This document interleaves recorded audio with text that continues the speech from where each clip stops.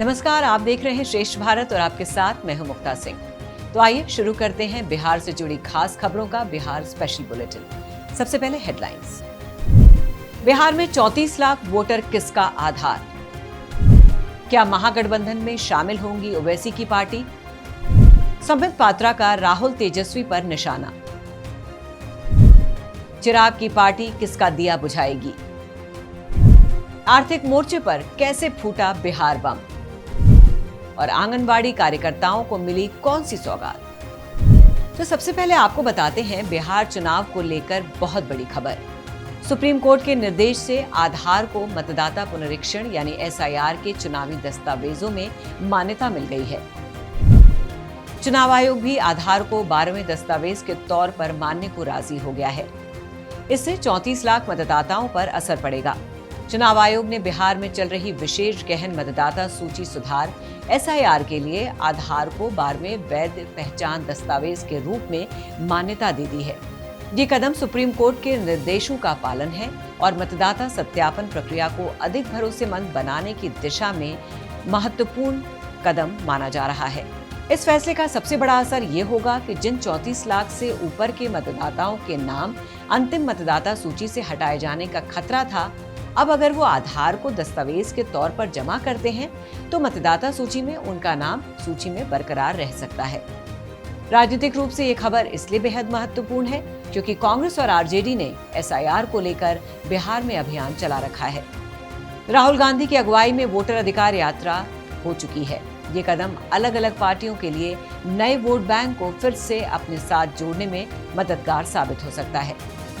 अब उदाहरण के तौर पर अगर बड़े पैमाने पर कोई समुदाय दस्तावेजी कारणों से सूची से बाहर हो रहा था और अब उसका आधार स्वीकार्य है तो उस समुदाय का मतदान, व्यवहार और पार्टी समर्थन पर असर पड़ेगा। चुनाव आयोग की जिम्मेदारी अब और बढ़ गई है। चुनाव आयोग को अब वोटर लिस्ट अपडेट करने में तेजी दिखानी होगी क्योंकि सितंबर के अंत तक वोटर लिस्ट प्रकाशित करनी है। आधार को एसआईआर के दस्तावेज के तौर पर मान्यता मिलने से बिहार में वोटर एंगेजमेंट और चुनावी हिस्सेदारी यानी इलेक्टोरल इंक्लूजन बढ़ सकता है। क्या असदुद्दीन ओवैसी की पार्टी एआईएमआईएम बिहार विधानसभा चुनाव में महागठबंधन के साथ जाएगी? इस सवाल की तस्वीर कुछ दिखने लगी है। दिल्ली में मंगलवार 9 सितंबर को कांग्रेस की बैठक हुई और बैठक के बाद महागठबंधन की रणनीति पर चर्चाएं तेज हो गई हैं। बैठक के बाद बिहार प्रभारी कृष्णा अलावरू ने मीडिया से बातचीत में कई अहम बातें कही। उन्होंने साफ किया है कि एआईएमआईएम प्रमुख असदुद्दीन ओवैसी की पार्टी को महागठबंधन में शामिल करने की चर्चाओं से कांग्रेस का कोई लेना देना नहीं है। अलावरू ने बताया कि ओवैसी ने महागठबंधन में शामिल होने को लेकर राजद प्रमुख लालू प्रसाद यादव को पत्र लिखा है। इस पर उन्होंने कहा, ये पत्र लालू जी को लिखा गया है, इसलिए इस पर वही स्पष्टीकरण देंगे। कांग्रेस का इससे कोई संबंध नहीं है। ओवैसी की पार्टी को महागठबंधन में जगह देने या न देने का फैसला अब पूरी तरह से लालू यादव के पाले में है। तो कुल मिलाकर कांग्रेस के संकेत बताते हैं कि सीट बंटवारे और संभावित सहयोगियों को लेकर 15 सितंबर तक तस्वीर साफ हो जाएगी। इसके साथ ही बिहार विधानसभा चुनाव 2025 के लिए महागठबंधन की रणनीति ठोस रूप ले लेगी।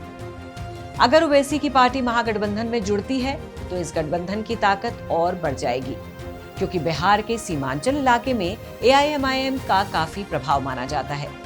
2020 में एआईएमआईएम ने बिहार में 5 सीटें जीती थी। बिहार में विधानसभा चुनाव से पहले विपक्ष जहां कथित वोट चोरी को मुद्दा बना रहा है, वहीं एनडीए तेजस्वी और कांग्रेस को घेर रही है। महागठबंधन की हाल ही में खत्म हुई वोटर अधिकार यात्रा पर भाजपा सांसद संबित पात्रा का बड़ा बयान सामने आया है। भाजपा सांसद संबित पात्रा ने कहा, राहुल गांधी की यात्रा वास्तव में घुसपैठिया बचाओ आंदोलन है। पात्रा के मुताबिक झारखंड के मंत्री इरफान अंसारी ने कहा कि हम उन भाजपा नेताओं की कब्र खोदेंगे जो घुसपैठियों और बांग्लादेशियों की बात करते हैं। अब्दुल रहीम बख्शी ने एक भाजपा विधायक को धमकी देते हुए कहा कि अगर आप घुसपैठिया शब्द का इस्तेमाल करते हैं और बांग्लादेशियों के खिलाफ कार्रवाई करते हैं तो मैं आपके चेहरे पर तेजाब फेंक दूंगा। संबित पात्रा ने झारखंड के मंत्री के बयान पर कोर्ट से संज्ञान लेने की अपील की है। बिहार के चुनावी मैदान में केंद्रीय मंत्री चिराग पासवान पूरे दमखम से उतरने की तैयारी में है। लोक जनशक्ति पार्टी के सांसद अरुण भारती ने चिराग पासवान के समर्थन में एक्स हैंडल पर पोस्ट किया है। उन्होंने लिखा है, एक चिराग के रोशन होते ही बहुत सारे फ्यूज बल्ब विलुप्त होने के डर से हेलोजन पेपर लाइट बनना चाहते हैं। चिराग पासवान फिलहाल एनडीए में ज्यादा से ज्यादा सीटों पर चुनाव लड़ने की मांग कर रहे हैं, लेकिन बीजेपी और जेडीयू अभी सीट बंटवारे को लेकर किसी सहमति पर नहीं पहुंच पाए हैं। इसके पहले चिराग की पार्टी के नेता ताकत दिखाने में जुटे हैं। आर्थिक मोर्चे पर बिहार ने एक और छलांग लगाई है। 8.64 जीएसडीपी वृद्धि दर के साथ बिहार देश में छठी रैंक हासिल करने में सफल रहा है। ये स्थिति राज्य की अर्थव्यवस्था, निवेश और आधारभूत संरचना सुधारों की दिशा में उठाए गए कदमों का परिणाम है। बिहार के उप मुख्यमंत्री और वित्त मंत्री सम्राट चौधरी ने ये जानकारी साझा करते हुए कहा कि पिछले 20 सालों में बिहार ने विकास दर को 8.64 तक ले जाने में सफलता हासिल की है। ये विकास दर कई राज्यों से अधिक है। इस ऐतिहासिक क्षण के लिए केवल सरकार ही नहीं बल्कि हर बिहारवासी की मेहनत है। वर्ष 2024-25 में राज्य की अर्थव्यवस्था एक वर्ष में 4.89 लाख करोड़ से बढ़कर 5.31 लाख करोड़ रुपए हो गई है। जीडीपी भी जल्द ही 10 लाख करोड़ रुपए का आंकड़ा पार करने जा रही है। नीतीश कुमार चुनाव से पहले विपक्ष और विरोधियों को झटके पर झटका दिए जा रहे हैं। उन्होंने महिलाओं के लिए कई कल्याणकारी योजनाओं की घोषणा कर दी। महिला रोजगार योजना सहित बुजुर्गों की पेंशन को बढ़ाया। अब नीतीश कुमार की सरकार ने चुनाव से पहले कुछ ऐसा पैकेज पास किया है जो सीधे जमीन पर काम करने वाले कर्मचारियों और प्रशासनिक ढांचे को प्रभावित करता है। नीतीश सरकार ने आंगनबाड़ी कार्यकर्ताओं और सहायिकाओं का वेतन बढ़ा दिया है। अब बिहार में आंगनबाड़ी सेविकाओं को मिलने वाला मानदेय 7,000 से बढ़कर 9,000 कर दिया गया है। वहीं आंगनबाड़ी सहायिकाओं का मानदेय भी 4,000 से बढ़ाकर 4,500 कर दिया गया है। वेतन में बढ़ोतरी 1 सितंबर 2025 से लागू होगी। सरकार का मानना है कि महंगाई को देखते हुए ये बढ़ोतरी जरूरी थी। इससे करीब 345 करोड़ रुपए अतिरिक्त खर्च होंगे। आंगनबाड़ी कर्मियों का नेटवर्क व्यापक है और वो मतदाता आधार के एक संवेदनशील हिस्से से सीधे जुड़े रहते हैं। इसलिए इसका राजनीतिक महत्व कम करके नहीं आंका जा सकता है। ये वेतन वृद्धि न केवल उनकी आर्थिक दशा में सुधार करेगी बल्कि सरकार की स्वीकार्यता भी बढ़ा सकती है।